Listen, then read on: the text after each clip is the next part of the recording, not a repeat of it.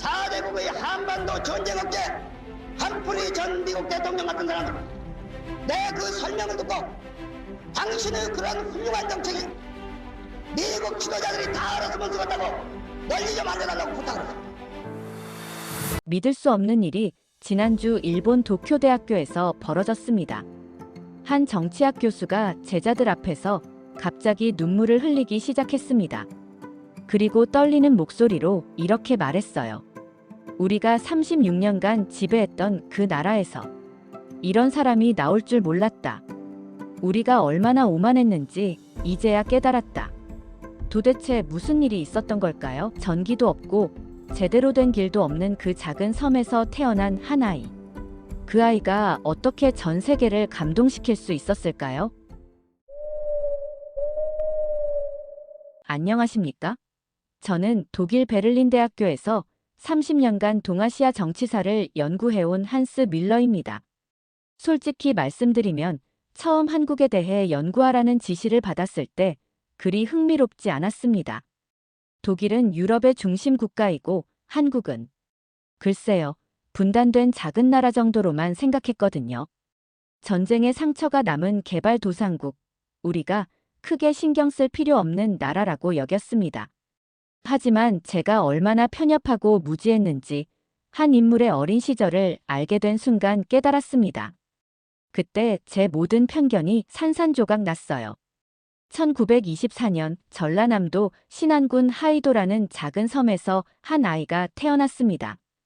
독일 사람인 제가 처음 그 섬의 위치를 지도에서 찾을 때 정말 충격을 받았어요. 육지에서 한참 떨어진 바다 한가운데 점 하나처럼 작은 섬이었거든요. 전기도 없었습니다. 수도도 없었고 제대로 된 길도 없었어요.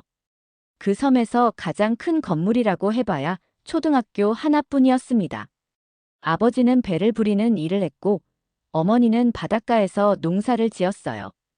그저 흔한 어촌 마을의 가정, 아니 정확히 말하면 가난한 집안이었죠. 그런데 이 아이에게는 남다른 점이 있었습니다. 학교에 가려면 물때를 맞춰 배를 타고 바다를 건너야 했는데요.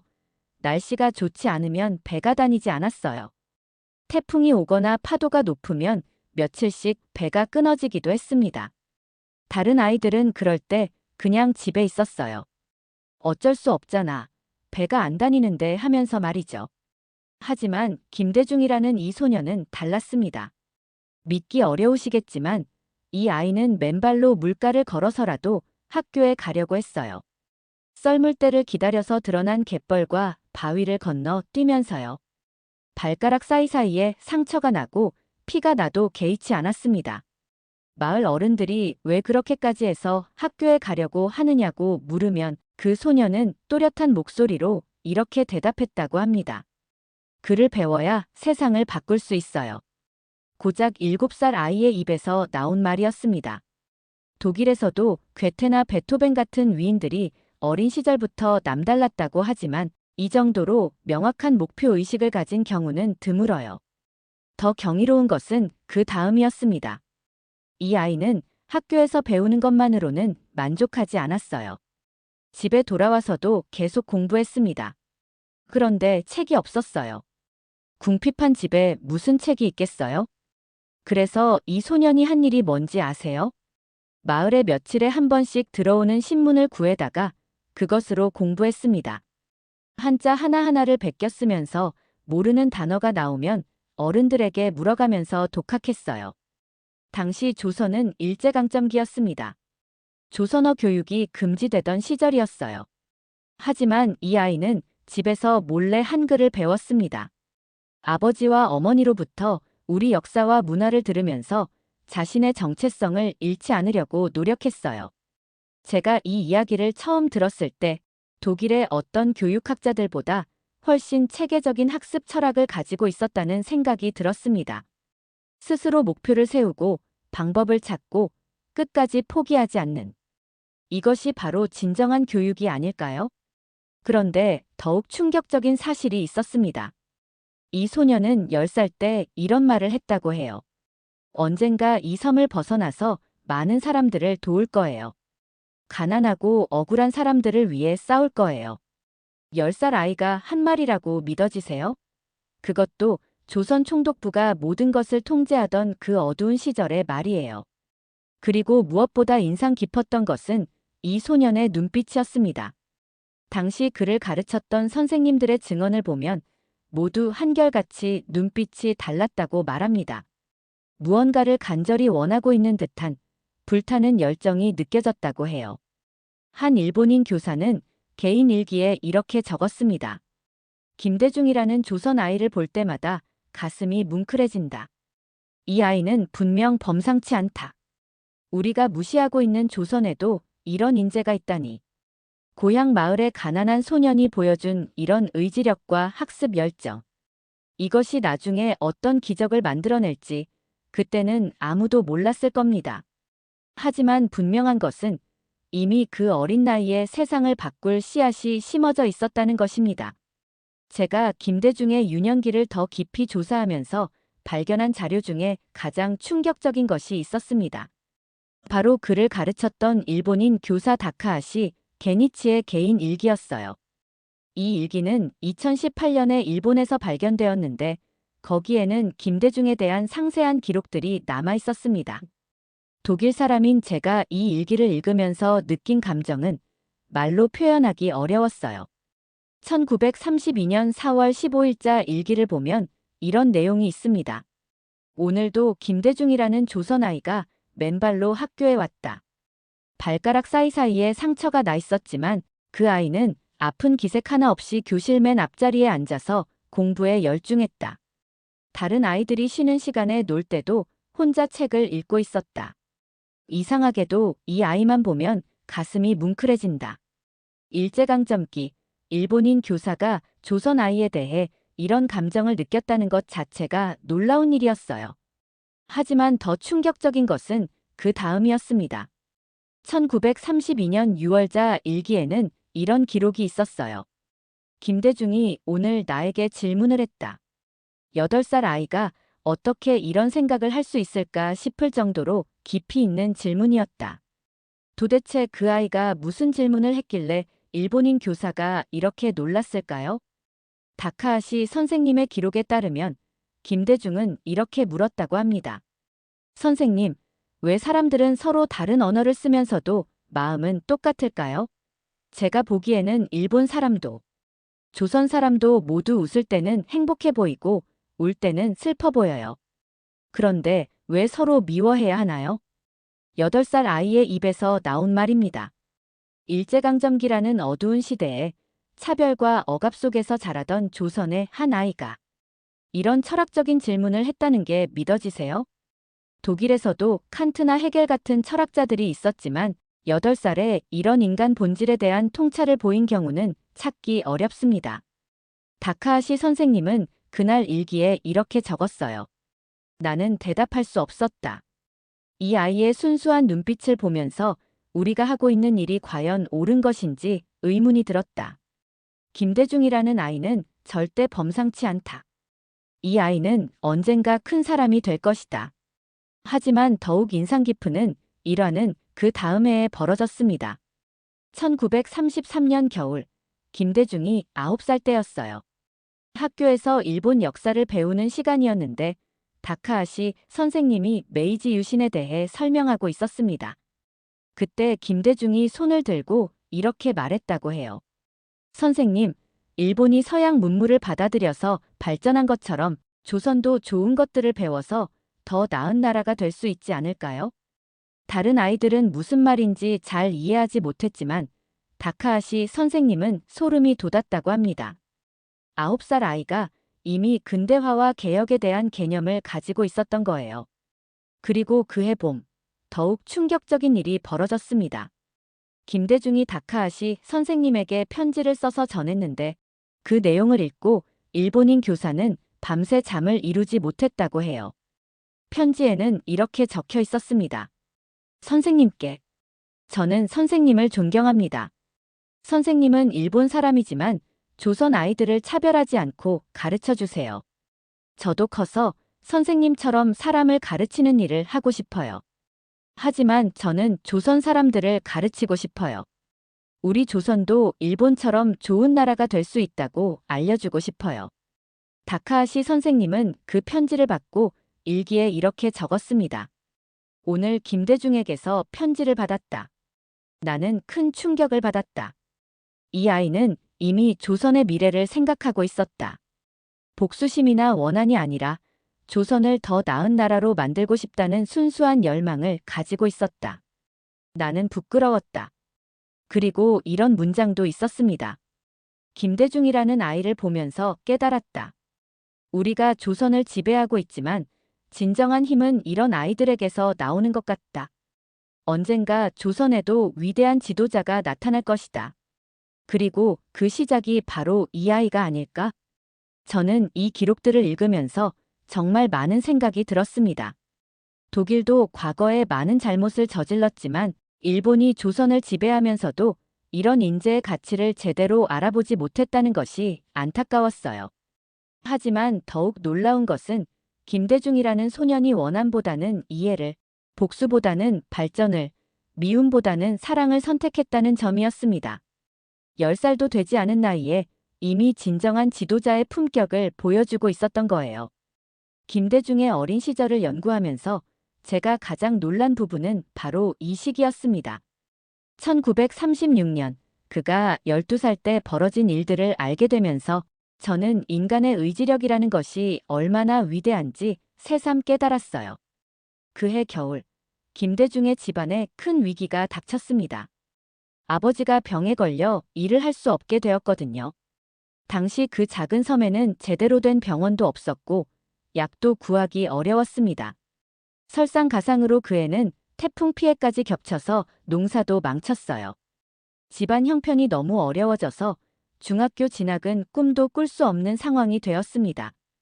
당시 조선에서 중학교에 진학할 수 있는 아이들은 극소수였거든요. 특히 가난한 섬마을 아이에게는 거의 불가능한 일이었어요. 마을 사람들은 모두 김대중에게 이렇게 말했습니다. 이제 공부는 그만하고 일을 배워라. 너희 집 형편에 무슨 공부냐? 다른 아이라면 체념했을 겁니다. 독일에서도 가난한 집 아이들이 교육 기회를 포기하는 경우가 많거든요. 하지만 김대중은 달랐습니다. 그는 아버지 앞에서 이렇게 말했다고 해요. 아버지, 저는 공부를 포기할 수 없어요. 혼자서라도 계속 배우겠어요. 언젠가 우리 가족을 더 나은 곳으로 데려가겠어요. 12살 아이가 한 말입니다. 절망적인 상황에서도 희망을 포기하지 않는 그 정신력이 어디서 나온 걸까요? 그리고 실제로 김대중은 놀라운 일을 해냈습니다. 새벽 4시에 일어나서 신문 배달을 시작한 거예요. 당시 신안군에는 며칠에 한 번씩 신문이 들어왔는데 그 신문을 각 집에 배달하는 일이었습니다. 맨발로 돌길을 걸어다니며 집집마다 신문을 전해주었어요. 겨울에는 발가락이 얼어서 감각이 없을 정도였지만 단 하루도 거르지 않았습니다. 그런데 여기서 끝이 아니었어요. 배달이 끝나면 그 신문으로 공부했습니다. 한자를 하나하나 찾아가며 독학했거든요. 모르는 단어가 나오면 마을의 훈장님께 물어보러 갔고 어려운 내용은 몇 번이고 읽어가며 이해하려고 노력했어요.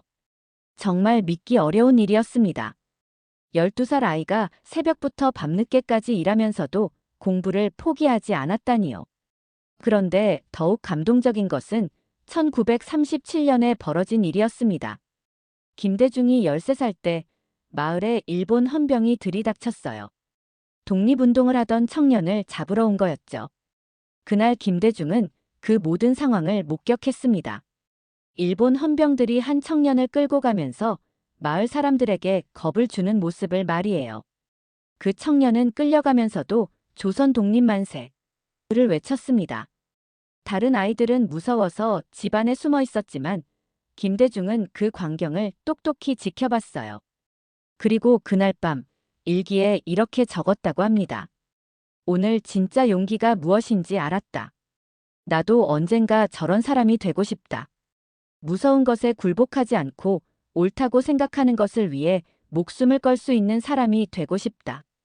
13살 아이의 일기입니다.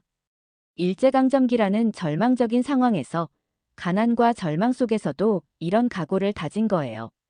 독일에서도 히틀러 시대에 용기 있게 저항한 사람들이 있었지만 13살에 이런 정치적 각성을 보인 경우는 정말 드뭅니다.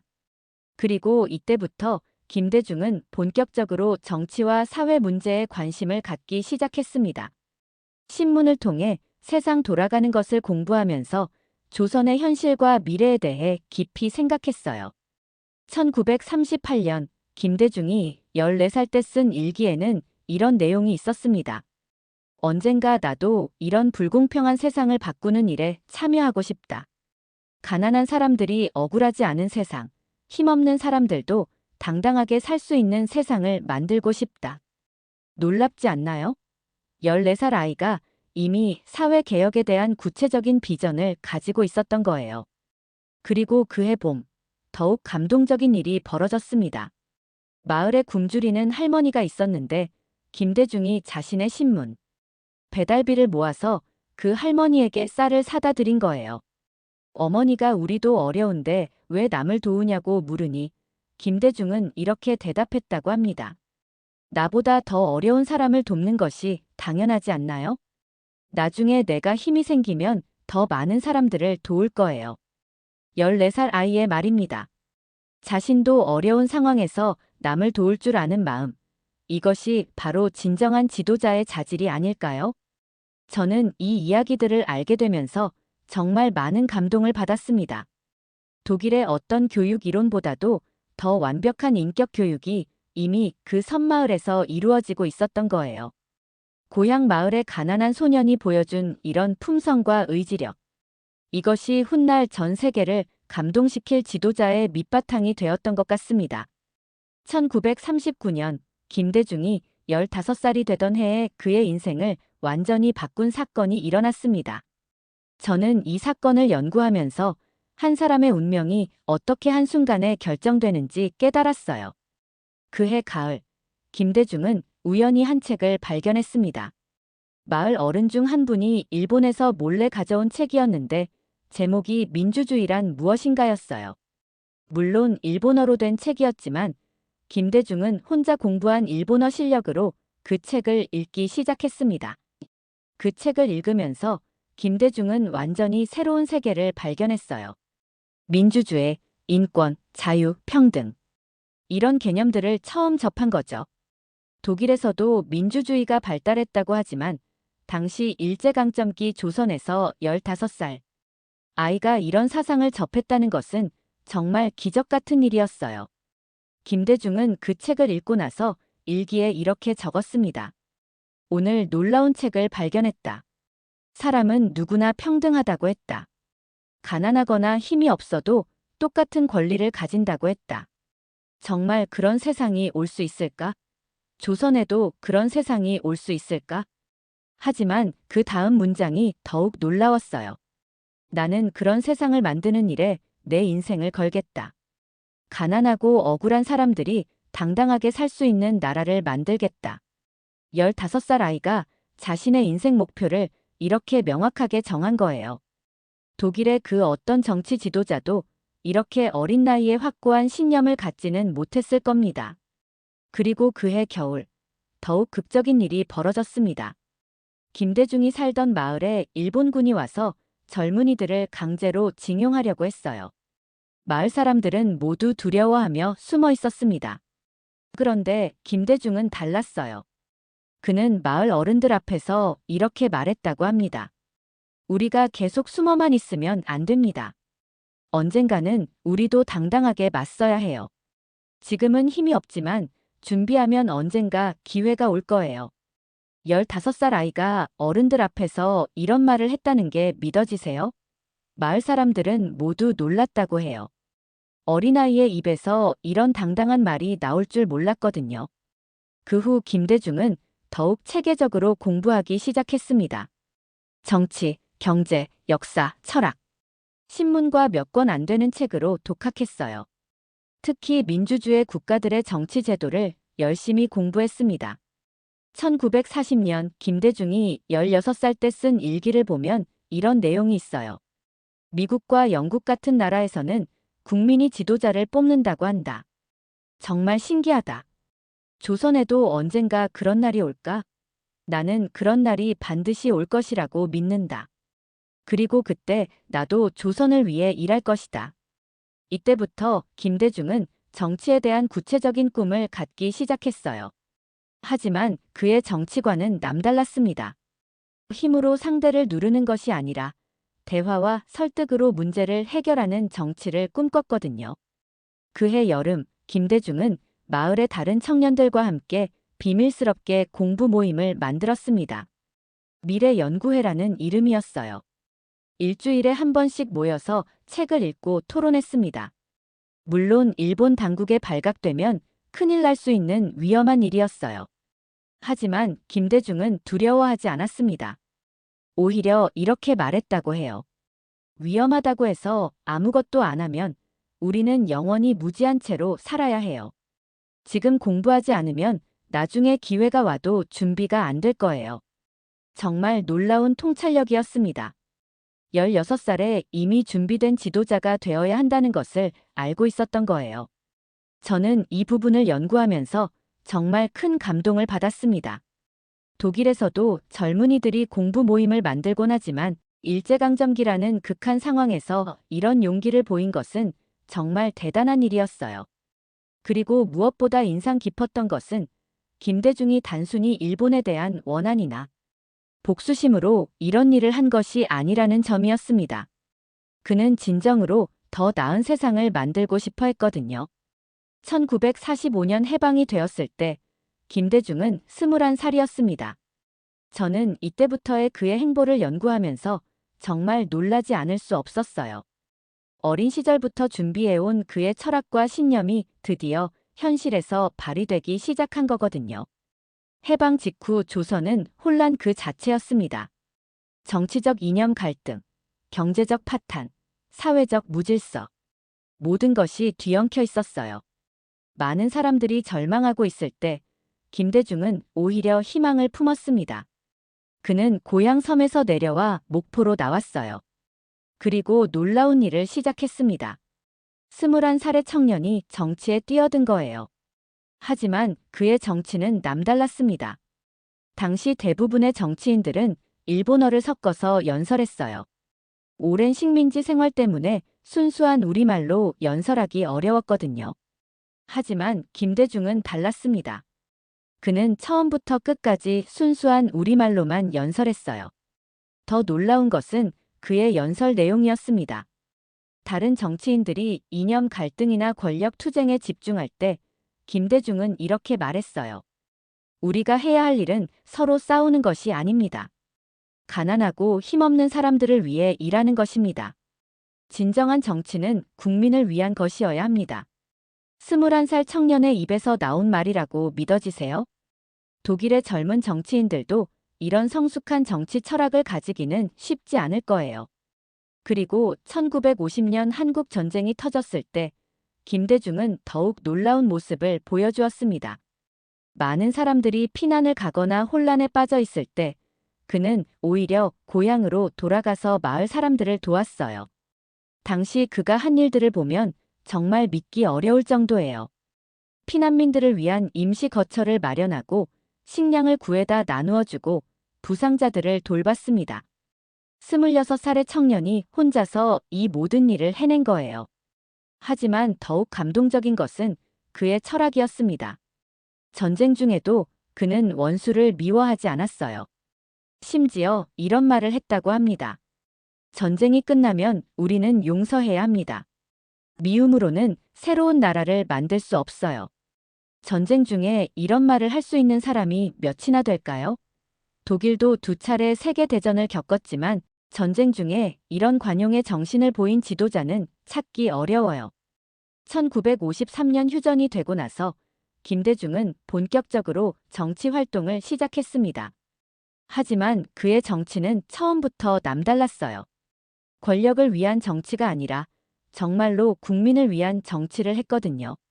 그는 전국을 돌아다니며 서민들의 이야기를 들었습니다. 농민, 노동자, 상인, 가난하고 힘없는 사람들의 목소리에 귀를 기울였어요. 그리고 그들의 문제를 해결하기 위한 구체적인 정책을 만들었습니다. 독일 사람인 제가 이 사건을 처음 알았을 때 정말 충격을 받았어요. 민주주의 국가에서 이런 일이 벌어질 수 있다니. 하지만 더욱 놀라운 것은 김대중의 반응이었습니다. 죽을 고비를 넘긴 후에도 그는 원한을 품지 않았어요. 오히려 이렇게 말했습니다. 나를 죽이려고 한 사람들도 미워하지 않습니다. 그들도 잘못된 시스템의 희생자일 뿐이에요. 중요한 것은 이런 일이 다시 일어나지 않도록 하는 것입니다. 정말 믿기 어려운 관용의 정신이었어요. 독일에서도 나치 시대를 겪으면서 많은 사람들이 고통을 당했지만 이 정도의 관용을 보인 사람은 찾기 어려워요. 1980년에는 더욱 끔찍한 일이 벌어졌습니다. 김대중은 내란 음모 혐의로 사형 선고를 받았어요. 하지만 그때도 그는 굴복하지 않았습니다. 법정에서 그가 한 마지막 진술은 정말 감동적이었어요. 나는 죽음을 두려워하지 않습니다. 진실은 반드시 이깁니다. 나는 민주주의를 위해 살았고 민주주의를 위해 죽을 수도 있습니다. 하지만 민주주의는 절대 죽지 않습니다. 사형 선고를 받은 사람의 입에서 나온 말이라고 믿어지세요? 어린 시절 바닷가에서 세상을 바꾸겠다고 다짐했던 그 소년의 신념이 죽음 앞에서도 흔들리지 않았던 거예요. 그리고 감옥에서 보낸 시간 동안 김대중은 더욱 깊이 있는 사색을 했습니다. 그가 감옥에서 쓴 글들을 보면 정말 놀라워요. 사람은 사람을 미워해서는 안 된다. 미움은 미움을 낳을 뿐이다. 진정한 변화는 사랑과 용서에서 나온다. 이런 철학을 감옥에서 쓸 수 있는 사람이 몇이나 될까요? 독일의 어떤 철학자보다도 깊이 있는 통찰이었어요. 1982년 미국으로 망명을 떠날 때도 김대중은 절망하지 않았습니다. 오히려 이 시간을 더 공부하고 준비하는 기간으로 여겼어요. 하버드 대학교에서 그가 한 강연은 정말 유명합니다. 당시 미국의 정치학자들이 모두 놀랐다고 해요. 민주주의는 서양만의 것이 아닙니다. 동양에도 아시아에도 민주주의가 뿌리내릴 수 있어요. 한국이 그것을 증명해 보이겠습니다. 당시 서구에서는 아시아 국가들이 민주주의를 할 수 없다는 편견이 강했거든요. 하지만 김대중은 확신을 가지고 이렇게 말한 거예요. 그리고 1985년 한국으로 돌아왔을 때의 그 감동적인 장면. 수십만 명의 시민들이 공항으로 마중 나왔어요. 고향 마을의 맨발 소년이 이제 전 국민의 희망이 되어 있었던 거죠. 저는 이 장면을 자료 영상으로 볼 때마다 정말 감동을 받습니다. 어떤 고난과 시련도 꺾을 수 없는 인간의 의지, 그리고 그 의지가 만들어낸 기적을 보는 것 같거든요. 독일도 분단을 겪었지만 이렇게 한 개인의 신념과 용기가 전체 국민에게 희망을 준 경우는 찾기 어려워요. 김대중이라는 사람의 존재 자체가 한국 민주주의의 상징이 되어 있었던 거예요. 1997년 김대중이 마침내 대통령에 당선되었을 때 저는 독일에서 그 소식을 들으며 정말 눈물이 났습니다. 작은 섬섬의 맨발 소년이 드디어 한국의 최고 지도자가 된 거였어요.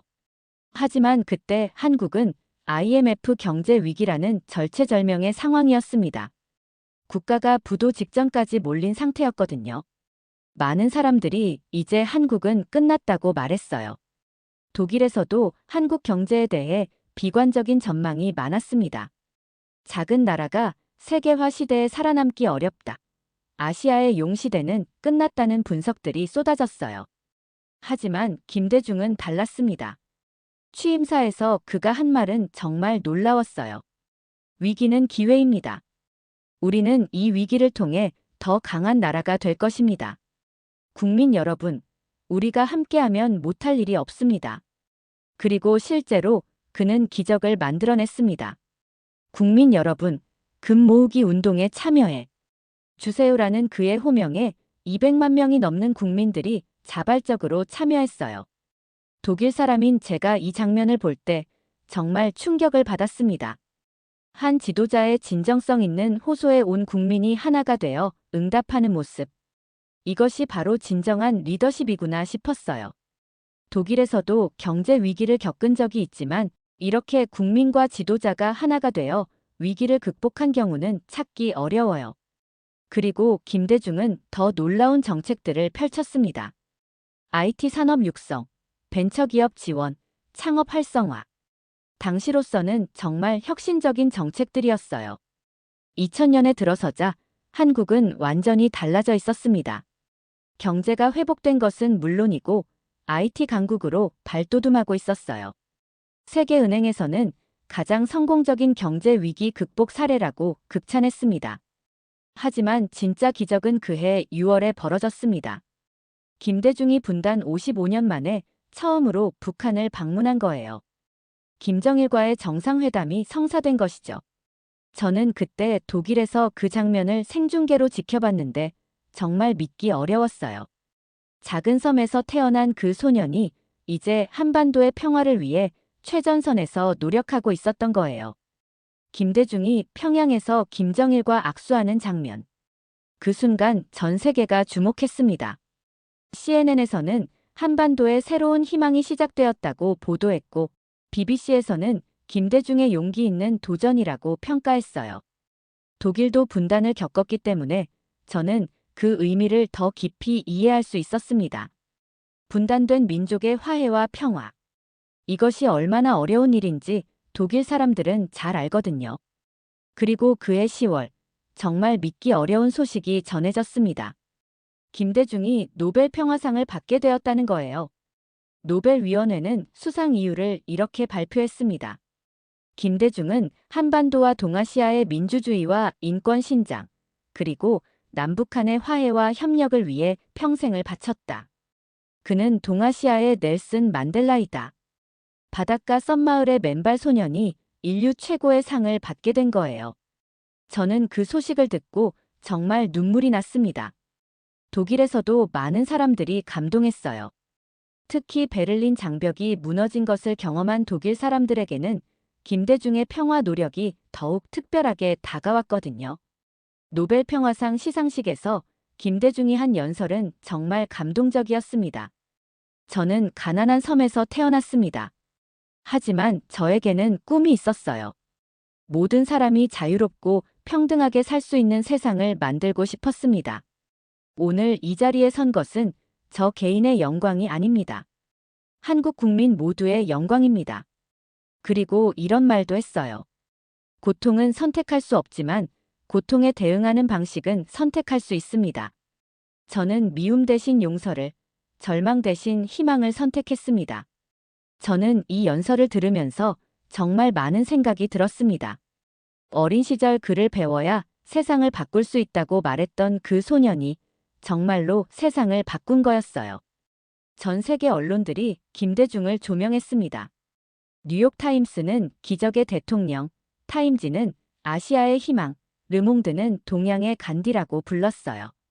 저는 그때 독일의 동료 교수들에게 이렇게 말했습니다. 우리가 한국을 너무 얕봤다. 이런 인물이 나올 수 있는 나라라는 것을 우리는 몰랐다. 한국은 정말 대단한 나라다. 정말 그랬어요. 독일 사람인 제가 봐도 한국은 믿기 어려운 나라였습니다. 바닷가 썸마을의 맨발 소년이 노벨 평화상을 받는 나라. 이것이 바로 한국의 저력이었어요. 2009년 김대중 전 대통령이 세상을 떠났을 때 저는 독일에서 정말 큰 슬픔을 느꼈습니다. 한 시대의 거대한 인물이 떠나간다는 아쉬움도 있었지만 그보다는 제 인생에 큰 영향을 준 분을 잃었다는 개인적인 슬픔이 더 컸어요.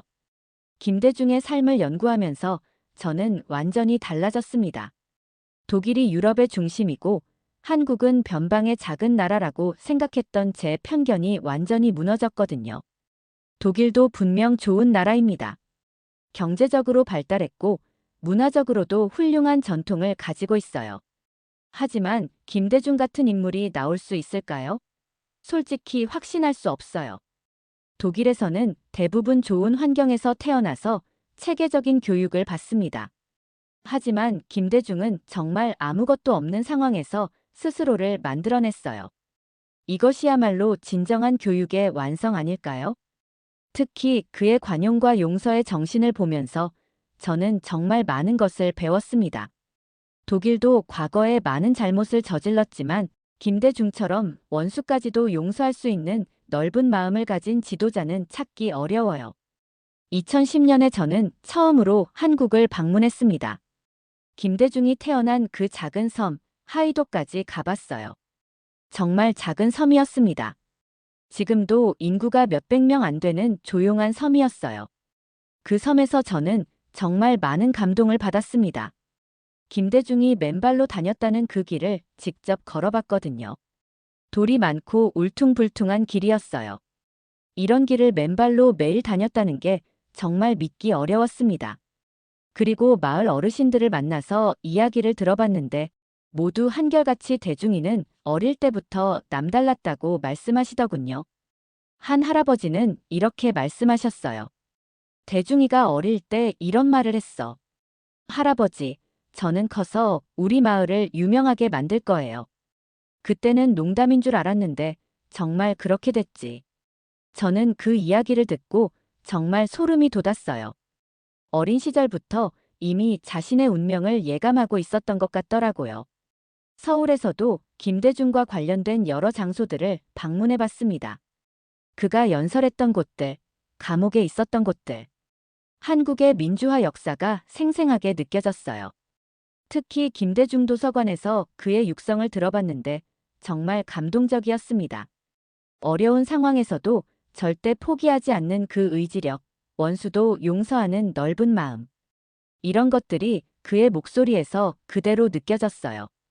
그때부터 저는 한국에 대해 완전히 다른 시각을 갖게 되었습니다. 한국은 정말 놀라운 나라였어요. 이런 인물이 나올 수 있는 토양이 있는 나라라는 것 자체가 경이로웠습니다. 독일로 돌아와서 동료들에게 한국에서 본 것들을 이야기해줬는데 모두 놀라더군요. 특히 김대중의 어린 시절 이야기를 들려주니까 다들 믿기 어려워했어요. 한 동료 교수는 이렇게 말했습니다. 한스, 정말 그런 일이 가능한가?